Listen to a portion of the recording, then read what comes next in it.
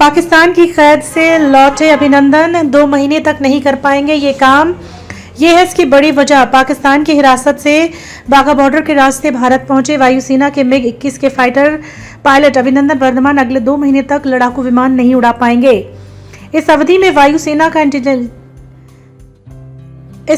वायुसेना का इंटेलिजेंस और विजिलेंस विभाग उन पर कड़ी नजर रखेगा। इस परीक्षा में खरा उतरने के बाद ही अभिनंदन वापस MiG-21 वायुसेना की पायलट सीट पर बैठ पाएंगे।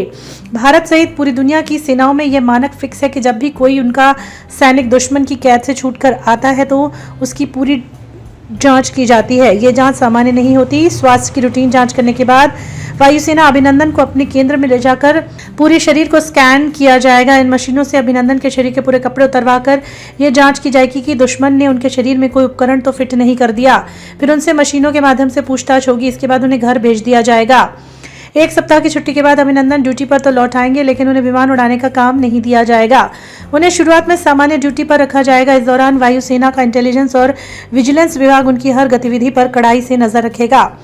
2 माह तक लगातार नजर रखे जाने के बाद दोनों विभाग अपने अधिकारियों को पॉजिटिव रिपोर्ट भेजेंगे। उसके बाद वे फिर पायलट सीट पर बैठ पाएंगे। इसका अर्थ ये नहीं है कि वायुसेना को उन पर भरोसा नहीं है। वायुसेना हो या सेना, दुश्मनों की कैद से लौटने वालों के साथ इसी तरह का बर्ताव किया जाता है, जांच की जाती है, क्योंकि कैद में रहने के दौरान ये आशंका बनी रहती है कि कहीं दुश्मन ने किसी तरह की धमकी, लालच या किसी अन्य तरीके से कहीं उसे बरगला न लिया हो। कैसी लगी आपको ये खबर? कमेंट करके जरूर बताएं।